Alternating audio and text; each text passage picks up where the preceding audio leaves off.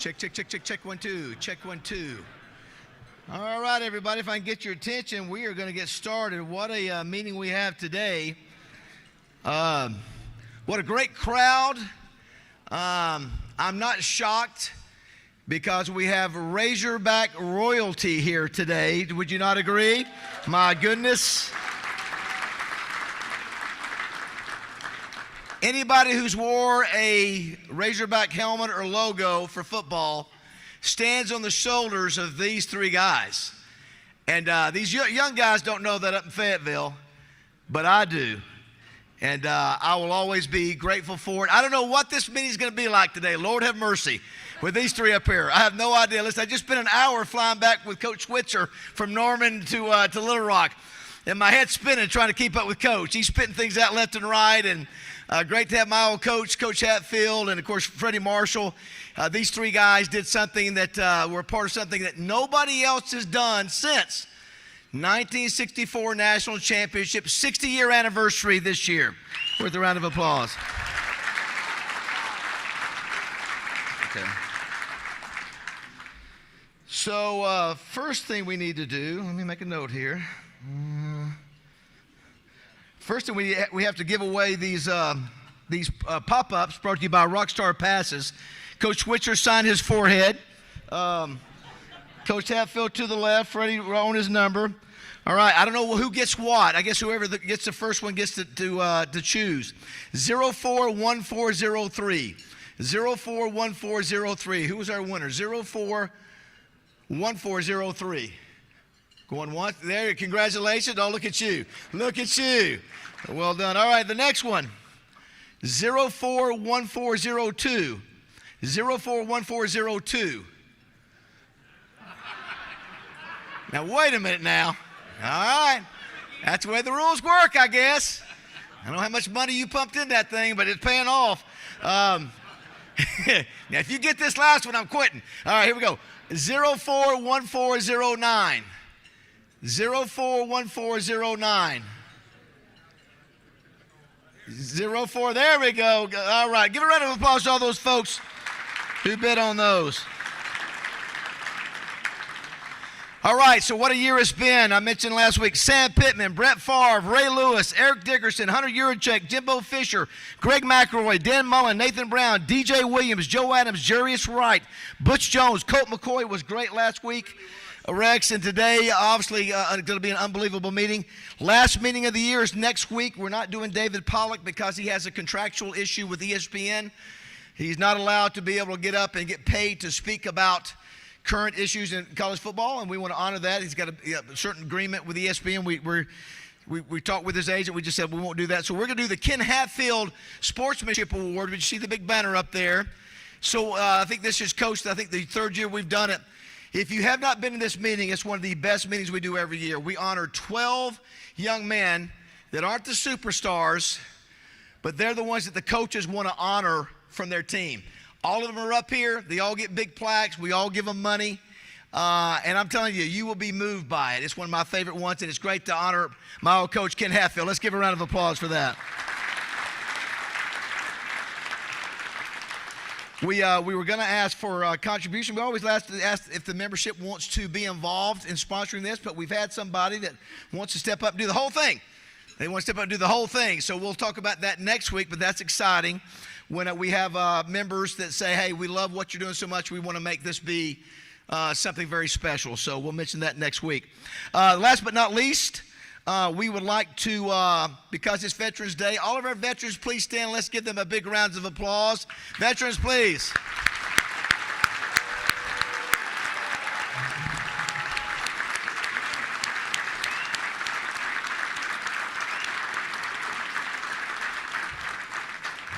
Rex, they can still get it done if need be.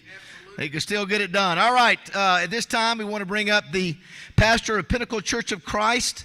You know him on the buzz as the Pigskin preacher, Chuck Monan. Please come up, Chuck, and lead us in a word of prayer, if you will. I think everybody's excited to be here today with these Razorback legends, and I see a few recalcitrant Oklahoma Sooners scattered throughout the crowd. My wife is actually here. She wanted to see the King Coach, good to have you here, man. Son, if you were in Oklahoma, there's only one king, okay?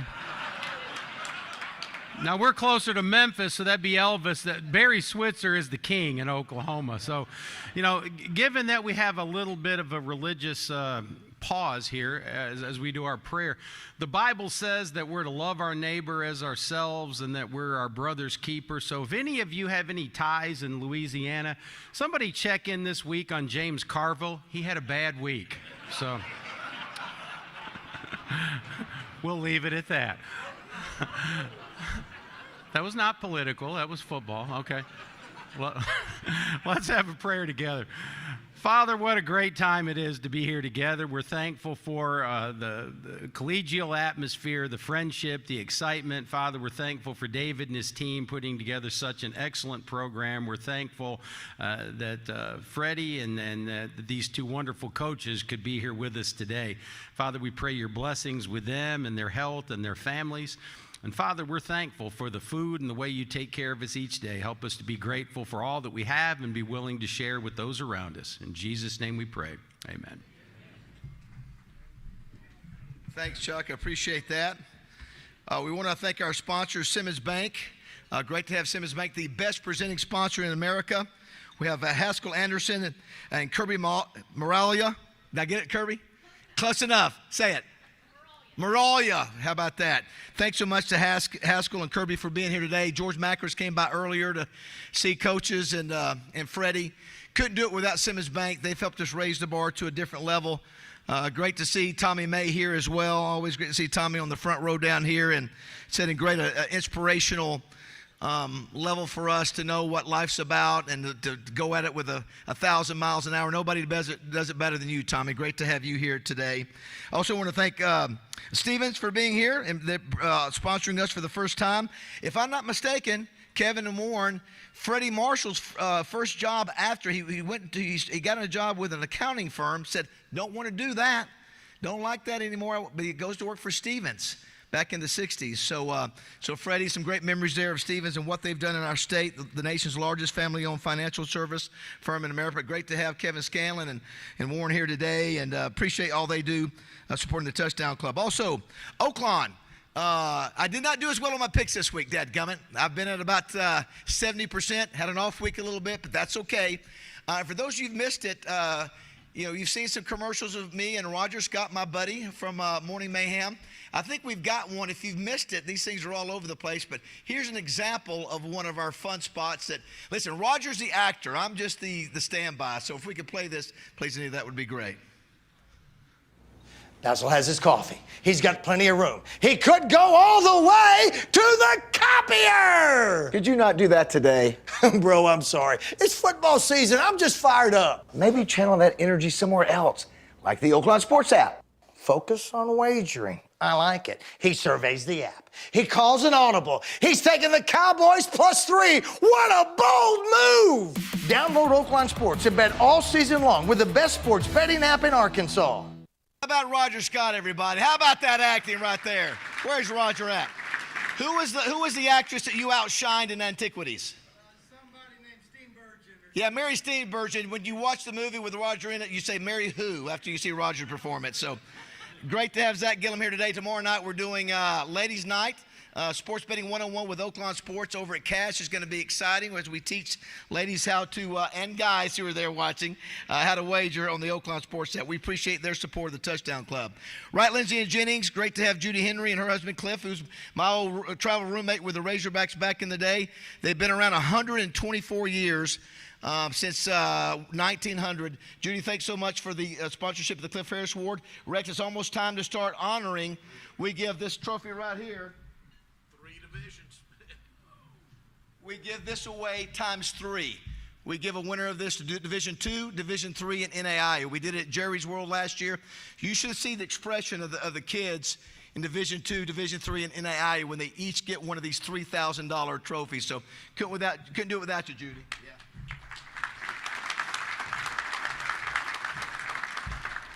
Crane Automotive, where's Christian Crane? Christian, thanks so much for your help, the Crane family and Crane Automotive. We had a chance to hang out with Barry Switzer for about an hour today. Couldn't do it without your help, Christian. And Christian had not had a chance to be around Barry. And I said, Christian, whatever you do, make sure that you have an hour that you can be with me as we get Barry Switzer. And he got an education about the history of football, both in Arkansas and around the state. But Christian, thank you so much for your support of the Touchdown Club and your grandfather, Poppy, Larry Crane, and what he did for our club. We appreciate Crane Automotive. Sissy's Log Cabin, been around 54 years. Bill and Sherry Jones, thank you so much for your support. Double B's, Steve Lytle and GM Ed Light. Gassick, Grab It Go, thank you so much to Double B's. Summerwood Sports, the Hendricks family, one of the best families in the state of Arkansas. They're amazing. Summerwood Sports Complex in Bryant. More things are coming. Big news coming from the Hendricks family soon. Renata Jenkins Byler, 25 roller funeral homes in Arkansas. No one will do a better job with your family than Renata and her staff. Advantage Service Company, Kevin Brooks, One Call Does It All, 35 years in the business. HVAC, plumbing, electrical needs, they've got it all covered. The Arkansas Democrat Gazette, Wally Hall and Amanda Copley, they've been a sponsor all 20 years. Our All-Arkansas Preps Player of the Week has always been big stats. Last week we had a quarterback who threw for, 700 yards? So coaches and Freddie, you'll be glad to hear that this week's honoree is a defensive player, and his numbers in one game rivaled that of the great Ronnie Cavness, who was one of the great players in the history of the U of A that you guys know and played with. And so anyway, excited to hear all of his stats coming up shortly. Thank you to the Arkansas Democrat Gazette. The Hatcher Agency, Greg Hatcher, always doing whatever it takes to help the Touchdown Club out.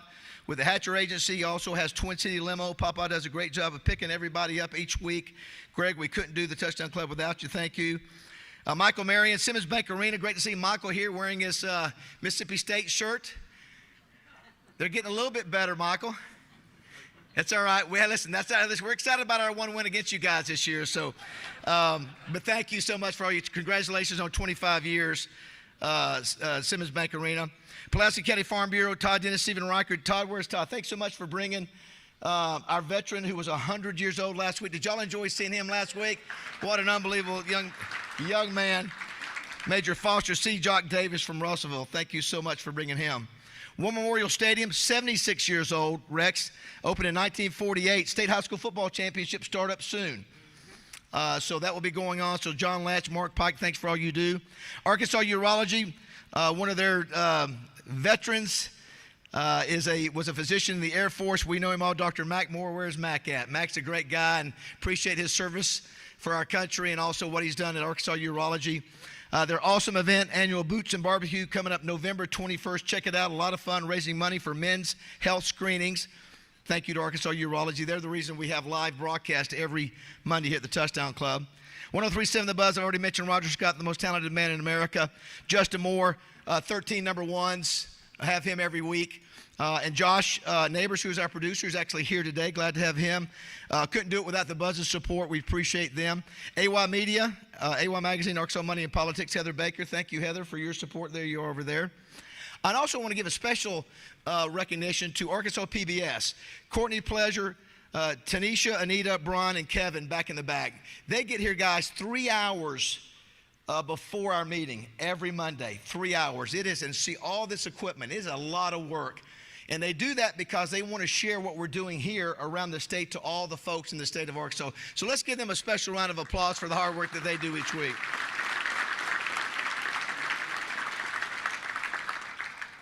The DoubleTree Hotel, nobody's better. Lakia and the staff, outstanding. JF Media Marketing, Alicia Flynn over there doing our social media, the best in the country. Nobody does it better.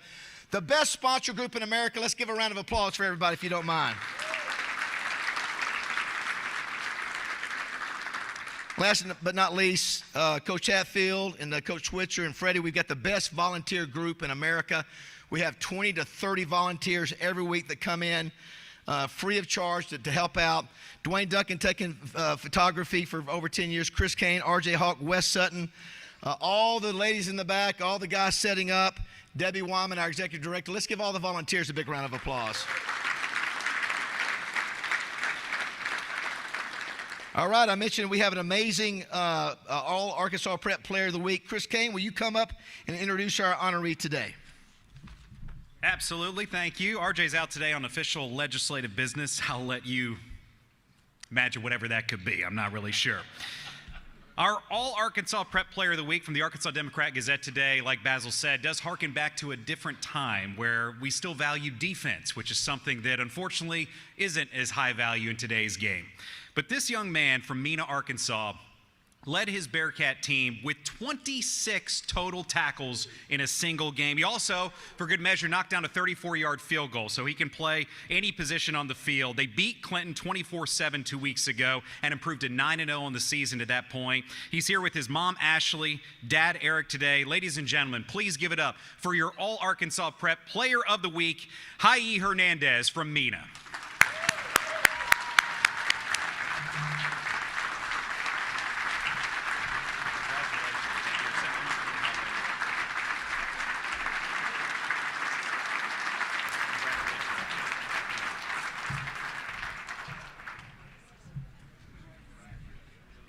Coaches, I asked him, I said, are you a linebacker? He said, no, I'm a safety. I said, he made 26 tackles at safety. Where's the rest of the defense? Good Lord. He said, well, they let me get up close in the box, but 26 tackles for safety is unbelievable. And guys, would you not agree, coaches, Coach Hatfield and Coach Switzer, and Freddie, Ronnie Cavness was, you can make the argument, the greatest linebacker to ever play at the University of Arkansas. I think in multiple games, he had 20-plus tackles per game. 25 against Texas, I think 25 twice against Texas. So congratulations, great to have you all the way from Mena. How long is the drive from Mena? How about a round of applause driving 2 hours to be a part of our meeting today? Best part, yeah, you're out of school all day. Good job, young man. Well done. All right, with our weekend recap, let's give it up for Rex Nelson, everybody.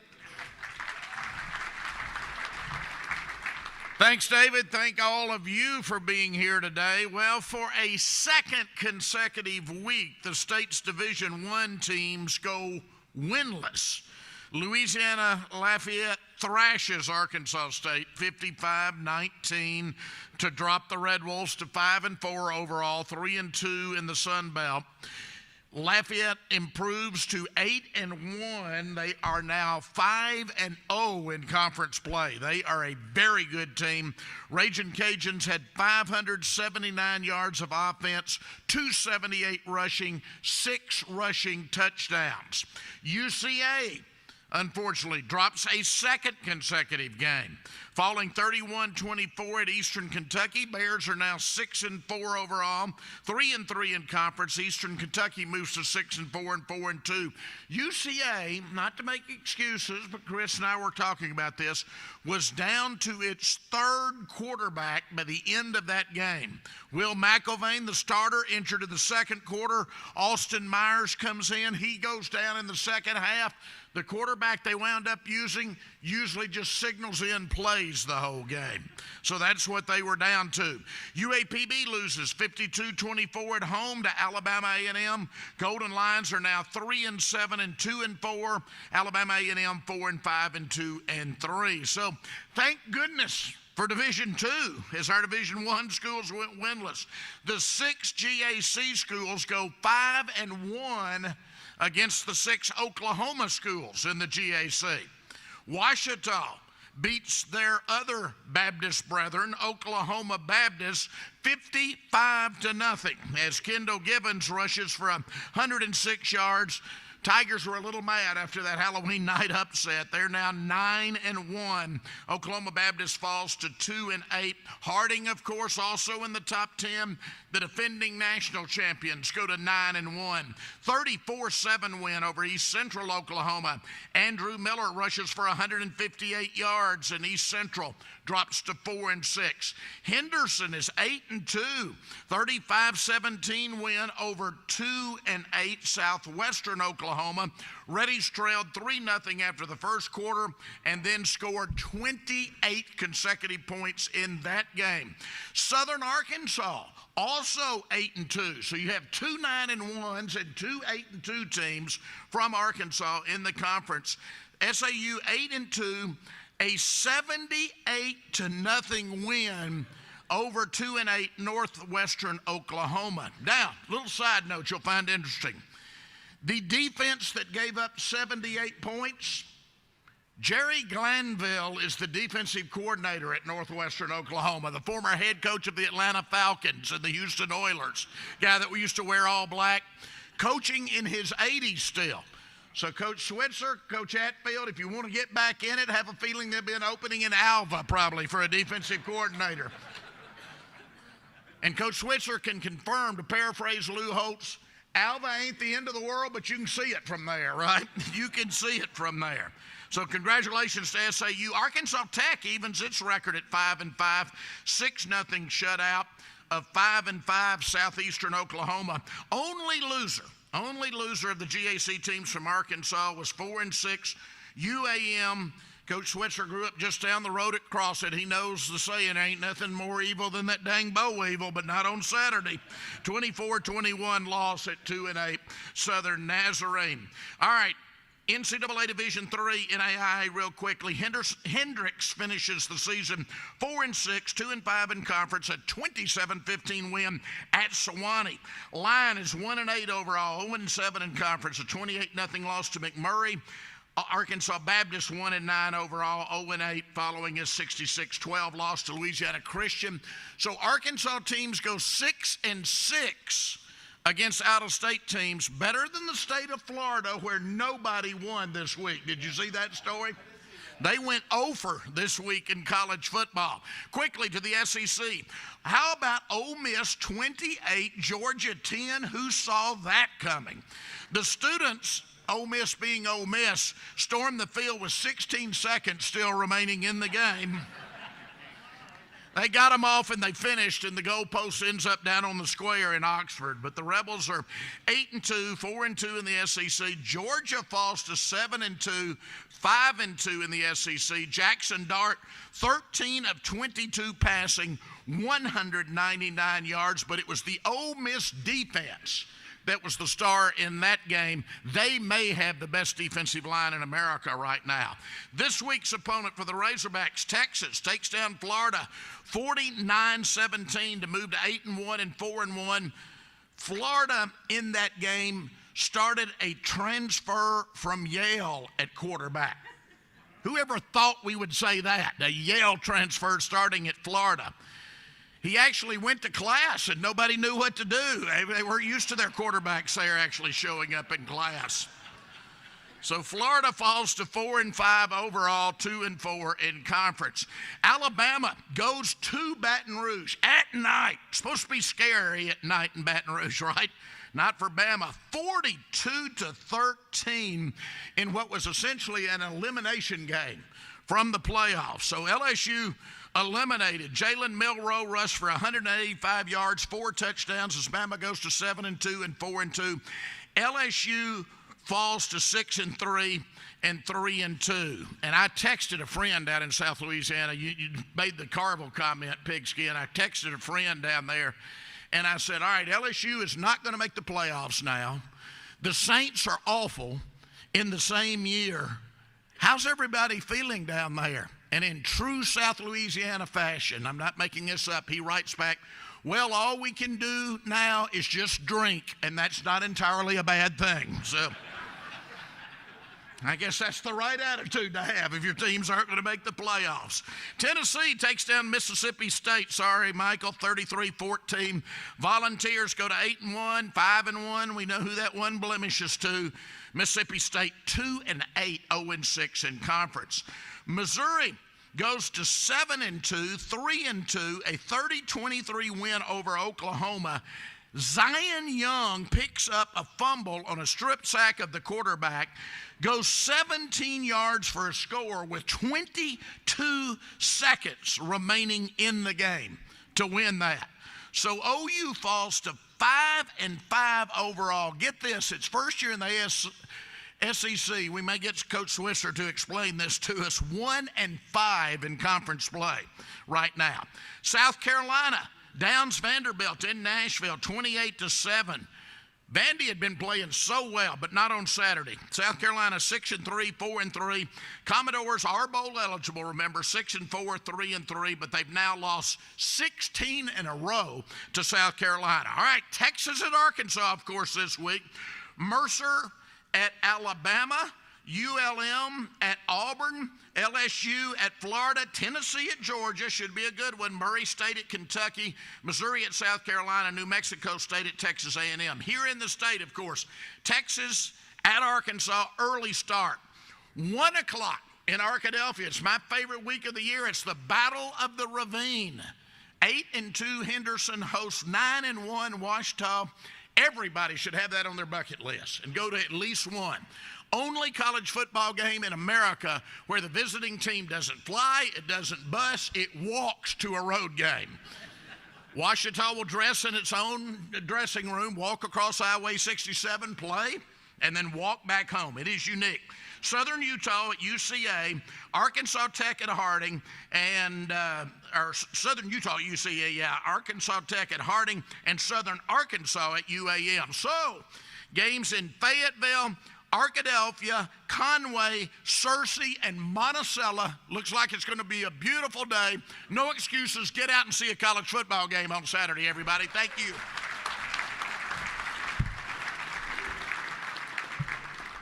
Thanks, Rex. Before we bring up our special guests, a couple of other special guests we want to acknowledge. I saw CJRW, Blake Boland and Wade McCune. Great to have you guys here today. Did the amazing job with the commercial you saw earlier. Merritt Dyke and Jeff Fox, two guys that are heavily involved in our community. Appreciate both of you guys. You do a lot of stuff behind the scenes. And Jeff, I'll forgive you that you like Duke. So we'll forget about that. And it's all good. But great to have both of you guys here. Tommy Smith, the legend, and his wife Karen. Great to see Tommy and Karen. Where are they? Great to see Tommy over there. Antoine Phillips, newly re-elected city board member from Wright, Lindsay, and Jennings. Congratulations, Antoine. And then we've got a ton of former Razorbacks. I'm just going to throw out a few that I know here. Dick Hatfield. Now, go ahead and stand when I call your name. Dick Hatfield, Lewis Nally, Jim Moody, Kevin Scanlon, Mike Erie, Gary Adams. Let's see here. Tim Fowley, Jim Williams, Juju Harshaw. And anybody I miss, if you're a Razorback former player or coach, Bruce James over there, how can I forget Bruce? But get up, Bruce, I didn't see you. Let's give a round of applause to all of our great Razorbacks.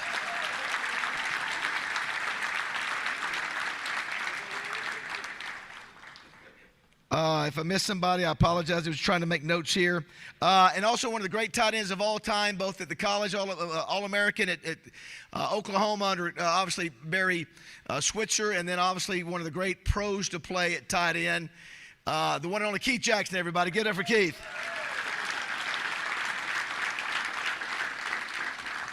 On the plane ride over, Keith, I asked Coach Switzer, I said, is Keith one of your closest players that you ever coached? He said, without a doubt. Just talked about the kind of human being you are, not the kind of player you were. So, listen, and I know you try sometimes to keep up with this guy.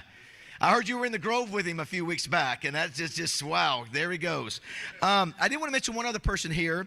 It's great to have over here sitting with Wright, Lindsay, and Jennings, somebody that I've always had so much respect for. She doesn't look like she ages a day. It's amazing. She's Barbara Pryor, the wife of the late U.S. Senator and our Governor David Pryor. Let's give a big welcome to Barbara Pryor, everybody.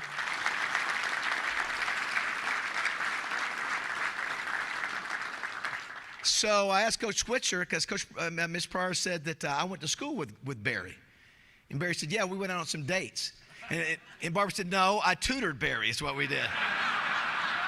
So there seems to be a discrepancy in the memory of that time. I will let those two work that out. But Miss Pryor, so great to have you, Barbara. What a wonderful lady you are, and loved your husband. What an amazing man he was. All right, so Steve Sullivan is going to introduce our three amazing guests, and we're going to dive into this thing. It's going to be a lot of fun. Sully, take it away. Freddie Marshall is Arkansas's national championship quarterback. A true dual-threat quarterback, Freddie was voted the most outstanding player in the Southwest Conference during a magical senior season. He was at his best in the biggest moments. This incredible run came during a historic 80-yard drive late in the fourth quarter of the Hogs' Cotton Bowl matchup with Nebraska, a win that clinched the national championship. Ken Hatfield is the pride of Helena, a star defensive back and kick returner on the national championship team. He was a first-team All-American punt returner in 1964. This punt return that helped beat Texas 14-13 is regarded by many as the biggest play in Razorback football history. Ken Hatfield went on to have a brilliant coaching career that featured 6 great seasons at Arkansas, including 3 10-2 seasons. Barry Switzer was born and raised in Crossett. During his senior season, he was a tri-captain at Arkansas on a team that won a share of the Southwest Conference title. Barry was an assistant to Coach Broyles on that 64 squad. He went on to have one of the great coaching runs in college football history at Oklahoma. 16 seasons, 3 national titles, a conference record of 111-1. His success continued with the Cowboys, a Super Bowl in '95, an average of 10 wins a season over 4 years. Marshall, Hatfield, and Switzer. Please welcome 3 Arkansas football legends.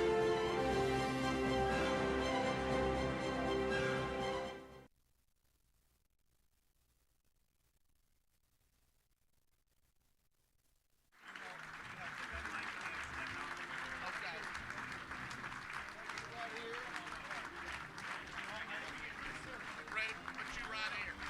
All right. What's that, Coach? How are you? Good to see you. Good boy.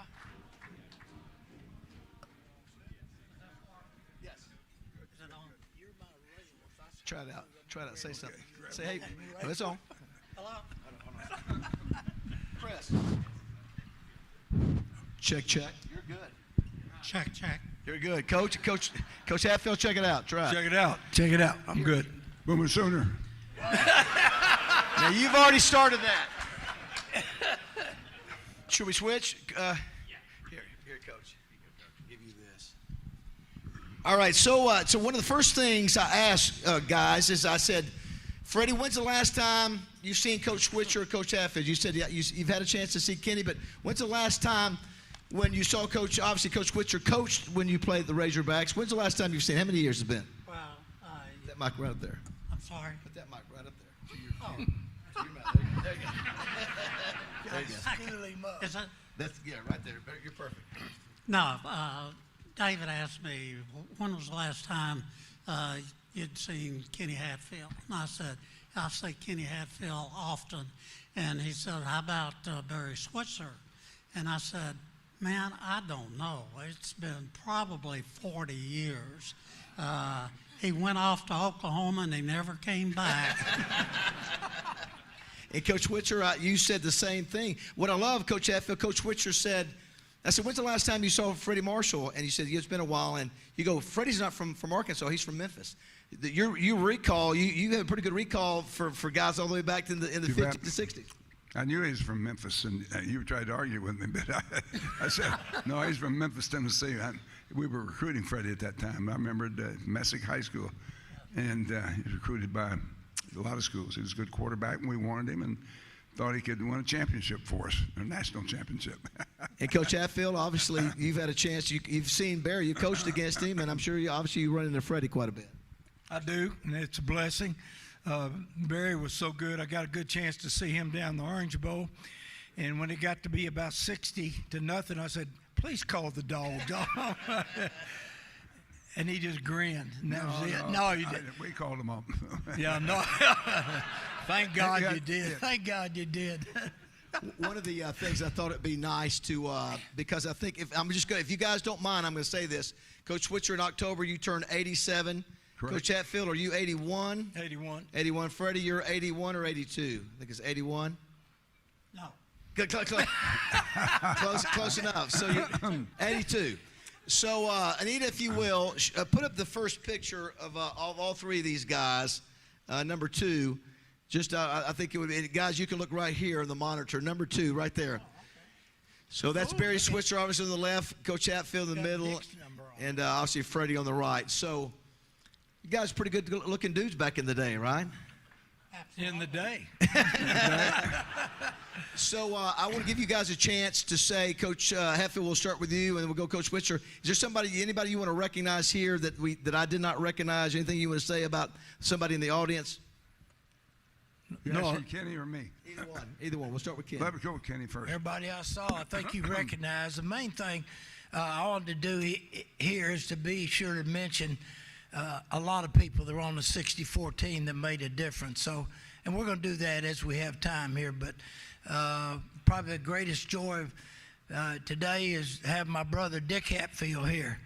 And just tell you so you'll know, because it's a little known fact right there, Dick had the biggest play in our season in 1964. And it's made a difference in my life and in coaching all the time. As many of you know, in the Texas game, score was tied down there. Late in the ball game, 4th and 4, we were deciding whether we were going to punt or field goal. The last minute, Coach Bro said, let's punt. So Dick is a snapper on our punt team, and we go in line the field.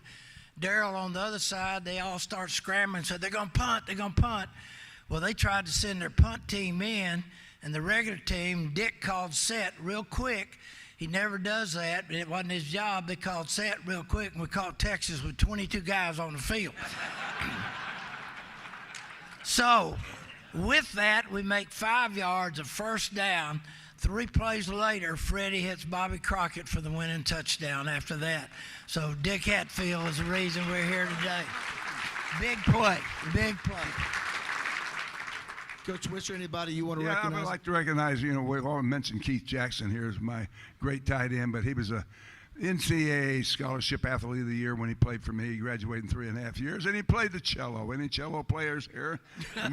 And outstanding person and great leader for our football team. He was the only person that made All-Pro in the team when he was drafted. He's the only player in the year he was drafted made All-Pro of all the kids that were drafted every round.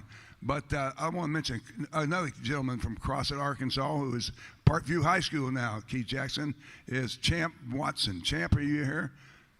Right here. Stand up, Champ. Champ's from Crossett, a good friend of mine. And I offered him a scholarship to come to Oklahoma, not to play football, but just be my manager, just go where I go. And he thought about it, but he went on to Arkansas State and ended up getting his degree there and coached all over Arkansas. But I also have a special friend here. She better still be here. Suzanne, are you still here? Suzanne Burnett? Suzanne, you stand up, girl. You stand up. That was my first love at Arkansas. And you know what? She picked me, too. She did. She pointed out me. I wouldn't open my mouth. I was introverted, intimidated guy. When I arrived at Fayetteville, hey, no, I remember all this. September the 12th, 1955, and 70 years ago. And I arrived there, and the population was 12,500. I don't know how many students there were. There wasn't much more than 5,000 to 6,000 students in Arkansas then, in 55. But I stood in the student union one day, and my roommate was a outgoing guy from Blytheville, Arkansas, Billy Gilbo, and he could rattle it off. And I was a intimidated kid being there and all, but I was getting to play that year as a sophomore, so I'm running around with those guys. We're sitting in the middle table. We all called it the Billy Ray Smith table because all the fraternity boys wouldn't sit there because of Billy Ray run their ass off. So I was sitting here, and she came in and sat down with a bunch of girls, sorority girls, and Billy Gill, my roommate Billy Gilbo said, well, but it's a beautiful day. Spring price is over. We ought to go to a case of beer and a blanket and go out and at the lake and have a blanket party. Now, if you've been to Fayetteville, you know what the hell that means. So I'm sitting there not thinking anything about it, and all of a sudden, Suzanne says from the other side of the table, Billy, I think that's a good idea. I've got him. She pointed at me. I like to swallow my damn. I couldn't believe it. She was the prettiest girl at the table, and beautiful girl, and that started it right there. So she gave me a couple of dates, and I knew what tutoring was too. Then, but so she brought me.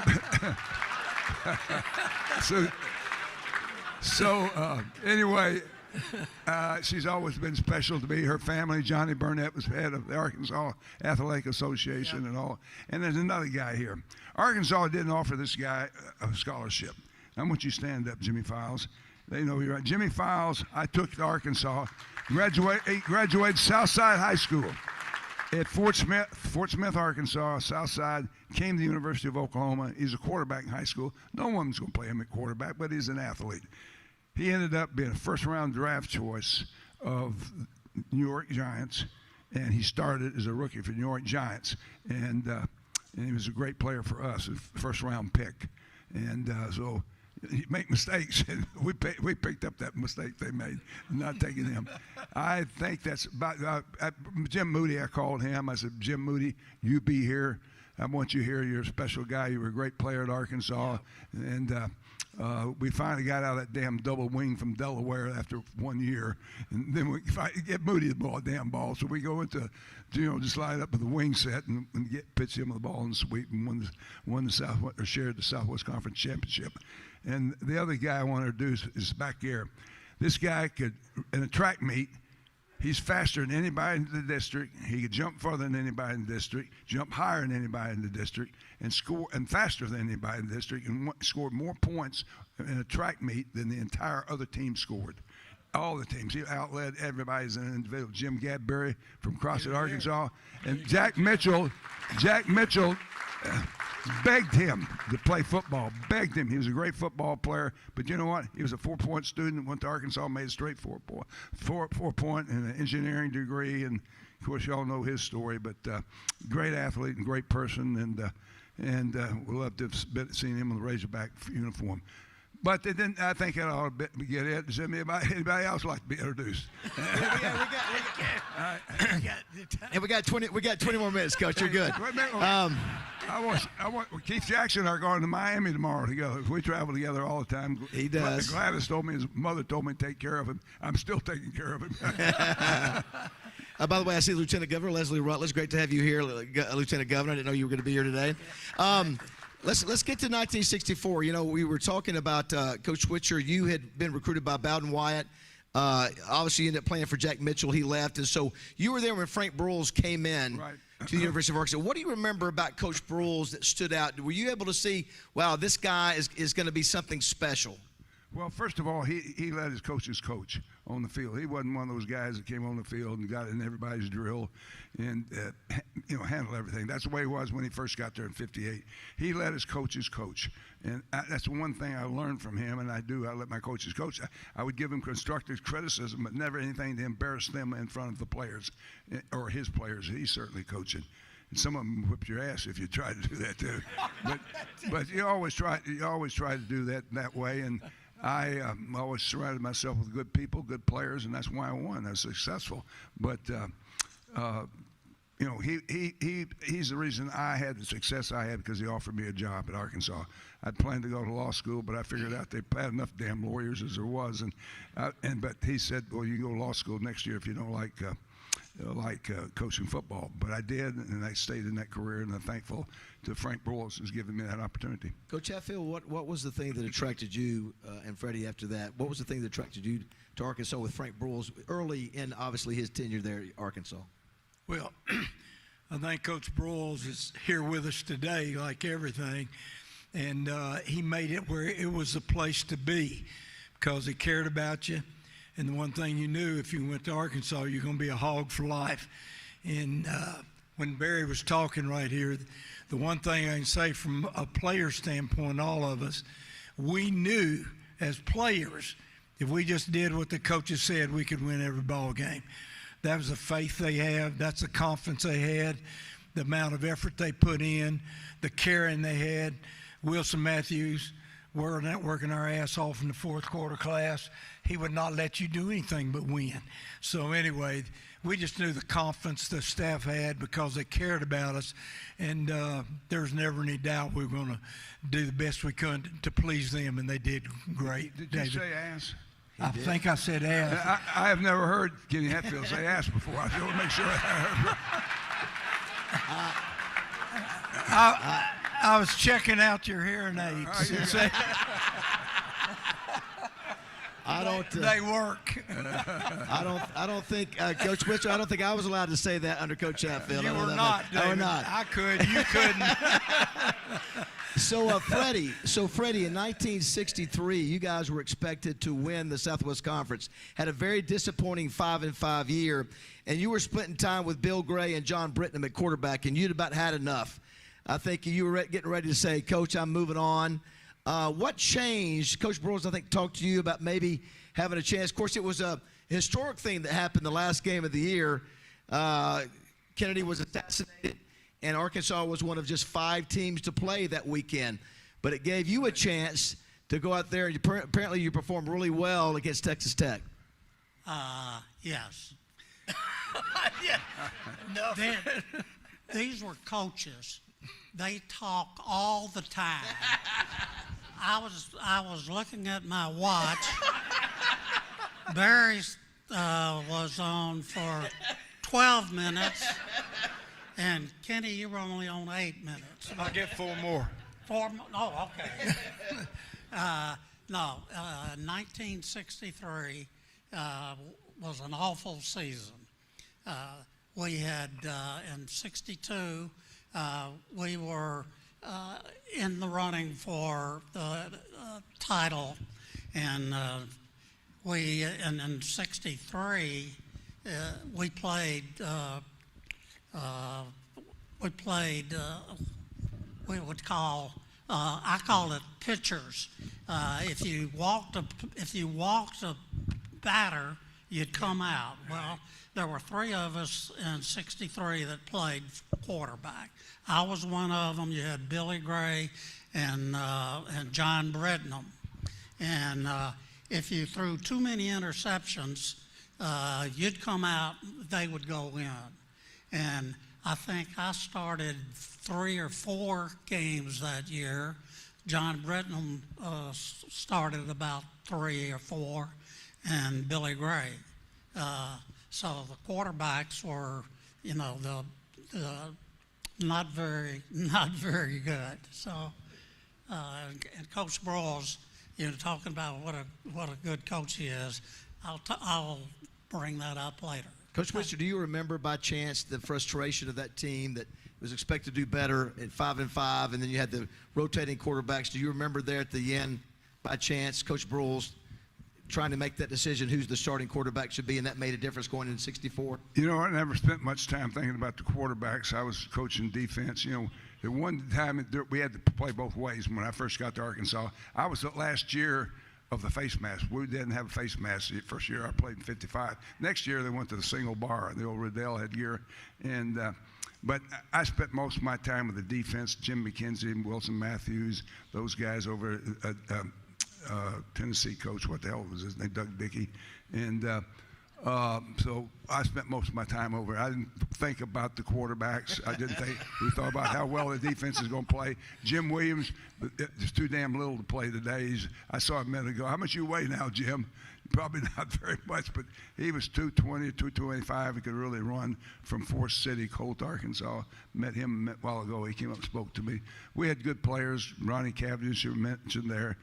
We played smart, we lined up right, and we gave people problems with our fronts, and stunted it quite a bit. Coach Hatfield, did I hear you guys had a team meeting after 63 that you guys were disappointed in what happened, and you were determined as a team to come back in 64 and make things right?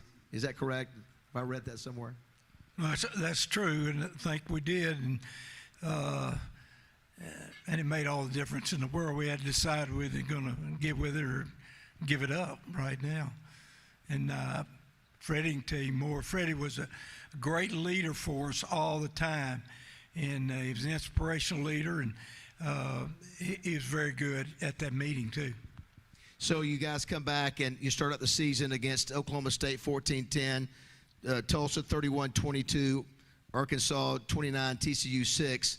Arkansas 17, Baylor 6. So you start off the season 4-0, then you go to Austin. And Coach Hatfield, and I know, Freddie, you remember maybe you can call the greatest punt return, greatest play maybe in the history of this program. Anita, if you don't mind, we saw that in Sully's Open. Let's just watch here. Coach, this was down in Austin. This was a big play that made the difference in the game. What do you recall about the punt return down in Austin? Make sure you watch the guys that led that score. He'll probably bring it up. Do you have that one ready? Here we go, Coach. Boom. Great block there. Boom, boom. The wall set up. Right.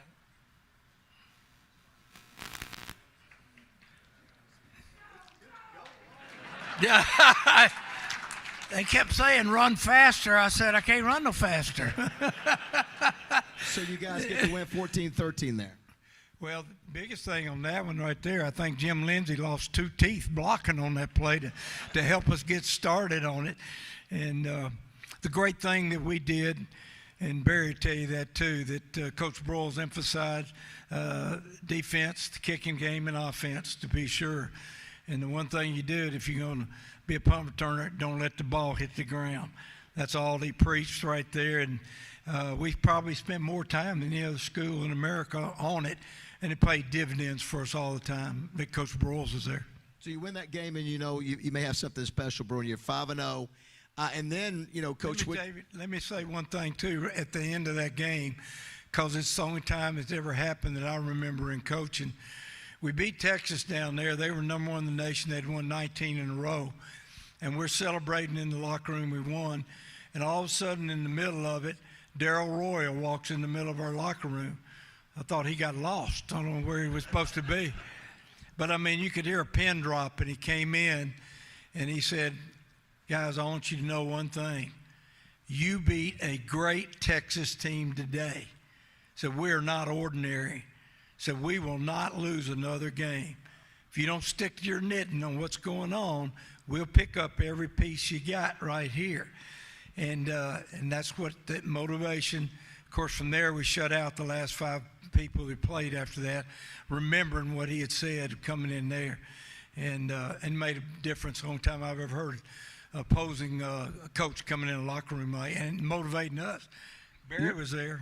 I remember that, and Darryl, his team, they went undefeated from then on. They played Alabama, Joe Namath, in the Orange Bowl, and beat them. I think they were ranked number 1 at that time. That's right. Beat them, and they had just come off. We beat them on a 19-game winning streak, defending national champions, Texas. We go beat 9-1 Nebraska in the Cotton Bowl, and we're the only one left standing that's undefeated. So, but with that, the Football Writers of America were the only syndicate newspaper outlet that would vote the trophy after all the bowl games, national championship. That year, because of us winning that and the writers giving us the national championship, all the writers, from then on, the UPI, the AP, everybody started giving the championship, wait till the ball games are all played. I look at the Oklahoma's national champions, they got on the board up there, and I look at number 1950, they were national champions. But everyone forgets they went to the Sugar Bowl and they played Maryland and Coach Bryant, not Maryland, but Kentucky. And they had Jim McKenzie on that team, Pat James, Vito Babe Pirelli, quarterback. They had Walt Jaworski, a bunch of guys that played in the league for years and years. And they just beat the hell out of Oklahoma in the Sugar Bowl. But Oklahoma still got national champions 1950 on the board up there. So one thing about that, so you're 5-0 there. Freddie, so for the first time, Little Arkansas now is getting, national attention. You beat number 1. And as Coach Hatfield said, you go on a streak where the next 5 games, you shut out every opponent. What was it like? We always have here in this state, we feel like we should be a top 10 program or whatever. What you guys were doing was rare air. You were climbing the charts towards number 1. What was it like when you guys kept winning? You beat Texas, and then you would shut out the next opponent and the next opponent. What was that ride like? Well, I'd like to tell you why we won all of our games in that year. In 1963, when the ball was turned over, you could only substitute 1 player. So your offensive team, we didn't have an offensive and a defensive team. We just had players. And when the ball turned over, you could only bring 1 out, put 1 in. Then, between the seasons, the rules were changed. You could substitute the whole team. The 11 come off, 11 go on. And here's why we won 1964 was Frank Broyles. What he did is that he divided the practices, offense and defense. So very few other coaches took that. They continued to do what they've always done. What we did is Broyles put them over here, and we practiced all offense. These practiced all defense. We practiced twice as much as the other teams. And that was why we won all those games, was a technical deal. And Coach F. I mean, can you imagine 5-5 and you come off to a national championship? Coach Frank Hatfield. Broyles. Coach Hatfield, you agree with that move by Coach Broyles about how he was doing that with practice? We did. There wasn't any doubt about it. And it made all the difference in the world because everybody got to play. Everybody knew you were going to play, and we had fresh people. Very few people were doing that at that time. One of the great things that in part of that 5-game shutout at the end of it, one of the games there, Freddie and them took over. I just looking at notes down here.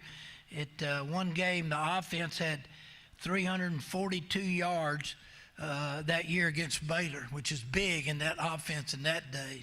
The rest of the time, the defense would hang in there. But we came down the last game of the season playing Texas Tech out there, and it's a tough game. Played in Lubbock right after what had happened with the assassination and so we're there. And so it's a 0-0 game. We're playing there. And I'll never forget, we come in halftime, and Jerry Lamb was in there, and Jerry makes all the coaches leave. They just said, get your butt out of here. And Jerry took over for the whole team. Said, we have come too far. We have done too much. We're going to win this stinking ball game. And when you came out of that locker room, there wasn't a single person that didn't believe what he said. And came on down. We came down the very first time we got down the end zone. They throw a pass in the end zone. The defensive back has got the ball in his hands. And Jerry goes up and wrestles the ball, takes it away from him, and scores the game, and we end up winning the ball game. But I've never forgotten, it's the only time I've seen a player tell the coaches to leave out there, and it worked out pretty good too. I've never heard that story either, Coach. It was phenomenal. We were ready. We would not be denied, and we weren't in the ball game. The other thing that was amazing about the game is that Bobby Roper, who's no longer with us, blocked 2 field goals in the ball game too. So a lot of things came into play, but it was strictly the team had come too far for all the 4 years they'd been putting into that. Once that halftime speech, there was only half a game left to be undefeated, and we did it. And they played that way the second half. I'll never forget that. Yeah, that's good. So one game to go is against Nebraska. Coach Switzer, I've read and I've heard comments that Nebraska was just big. They were giants. And it looks like physically Arkansas was outmatched. Do you recall that physical disparity between the two teams? They started steroids before we did, and everybody else. They were way ahead of us. No, Nebraska's always had giant players. They all said they were corn-fed up there, but I don't think I had a damn thing to do with it. But Nebraska was a very good football team when we were fortunate to beat them, and we made some individual plays to make first downs, and we got in position to win the ball game. But I thought we had a chance to win it, but I knew it was going to be tough, and I knew they were a damn good football team. I think I've always said this, Freddie, and Coach Hatfield gets a lot of attention for good reason. He's obviously All-American as a punt returner, but I think, Coach, in addition to your punt return against Texas, this play, I've told Roger when we talk about this on the show all the time, this to me is the fighting Razorback spirit. When you got to go 80 yards, you're down 7-3. There's 4 or 5 minutes left in the game, and it's third down. Anita, I want you to show it. Sully showed this, but I want you to see these Nebraska players have a shot at little old Freddie Marshall, and I want you to show Freddie's determination. Watch Freddie's determination to get the first down, to extend this drive, to get the touchdown for the national. This was for the national championship. It was third down. Anita, if you'll play this for us. So check this out. How many tacklers? 1, 2, 3, 4, 5. 5 players that had a chance to get Freddie right there. That's right. Did you realize at the time, I'm sure you did, that you had to get the first down? You had to pick up yardage there on 3rd and long. Do you remember that play very well? Absolutely. What do you remember about it? One of the tacklers hit me in the nose and broke it. I had my nose broken. On that play? On that play. Wow. So anyway. But you finished the drive, and you guys took it down, and that was the difference. Was it Moody scored the only to score the? Was it Moody scored the touchdown? Burnett. Bobby Burnett. Yes. Yeah, he faked the ball in, pitched.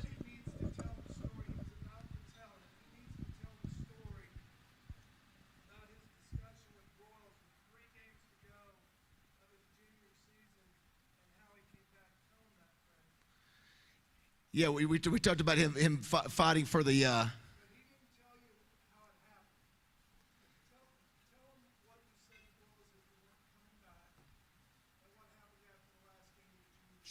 He's talking about your junior year after about you weren't coming back. Oh. I was married. I had a son my senior year or junior year, and as we were, we played, quarterbacks were back in and out, and I had a lot of friends and fans felt like maybe had Broyles played me a little bit more, we would have won more. After the last game in '63, I went into Coach Broyles' office and I said, Coach, I think if I'd have played a little bit more, maybe we'd have had a little more success. And I said, I'm not going to come back. I got a family, and if you can assure me that I will play or start, then I'm not going to come back. And he said, okay, you'll be my starter. And so he started me every game in '64. And it sounds like maybe, why would I do something like that? Tell the coach that I wasn't going to come back if I'm not playing. And it's just something that I did. Well, I think we're very glad that you did that, Coach. Freddie. By the way, let's show a picture, Anita. This is a picture postseason of the team. Now, I think two different pictures. This is a stage picture, Anita. So we've got one we're going to circle. Let's show that one. Let's show the next one, Anita, where we've circled. So Coach Hatfield is down there, number 46. Freddie's behind the sign. That's Jerry Jones, 61. To my left, your right, your left rather, and then Jimmy Johnson, number 60. Coach Switzer, you had moved. Where were you at that day? I was on the road recruiting. I was out trying to get us other players. Everyone else, we didn't know they were going to take the picture. It all was spontaneous. They just called, they were named national champions, so they said, let's take a picture, and they all got together with all the ones that were in town. I don't know who else might have missed the picture, but I did. Coach Broyles was not there. How do you not do it? Yeah, how do you not do a team picture with Coach Broyles there, Coach Hatfield? Whose idea was that to do it? If Coach Broyles isn't there, who in the hell made that decision? So, Coach Hatfield, what was it like when so this state becomes a national champion? I know it was a split decision between the polls, but what was it like being the first school football ever in the history of the program to win a national championship, something that had never been even thought about here? I think the main thing was just you felt about every person in the state of Arkansas, because once you've done something, you know it can be done forever. And we did it and know it can still be done forever. And you think, my first thought was all the people that had put so much time, energy, effort, driving in those early days, those afternoon games in Fayetteville, not enough motels up there, you know. You don't play no night games. And we played down Little Rock, half the games, which was really a lot of fun, and it was a unique. Very few people had two stadiums like we did as a fan base, and I just thought of everybody that put so much into it, and the coaches that put so much into it, and it just felt this is what it's all about, and they can never take it away. And you believe that it can still be done again? No doubt it can still be done again.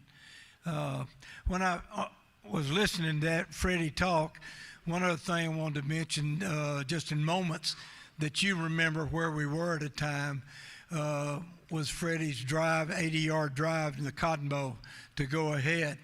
There's still about plenty of time left. Nebraska starts a drive down the field, and their great running back, Wilson, takes off on a 40-yard run, and Bill Gray, he ain't that fast, but he caught his butt right there and tackled him. Thank God he did, because they didn't kick the field goal. So finally we go ahead in the ball game.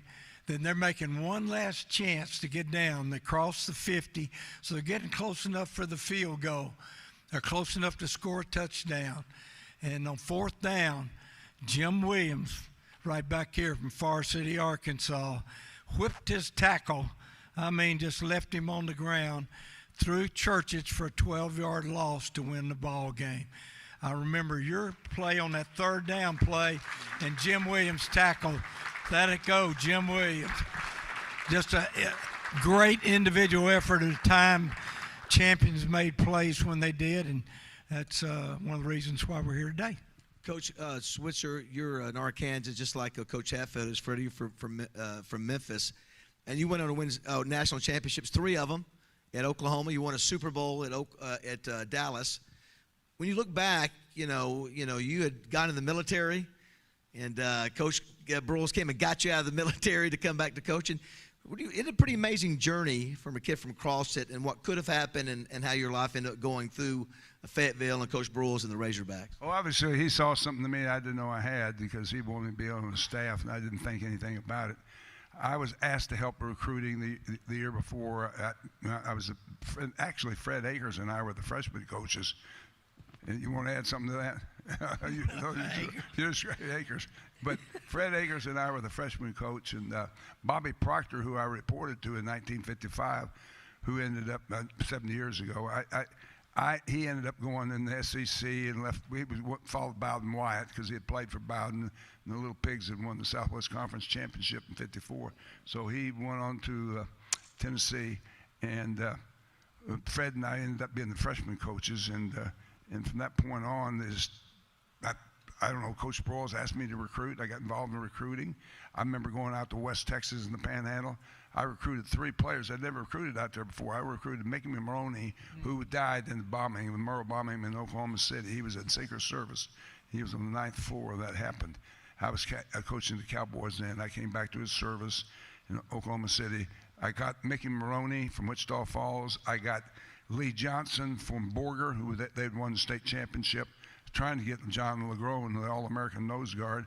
But I got Melvin Gibbs, a guard who was of all Big 8. I mean, all Southwest Conference a couple of years in a row.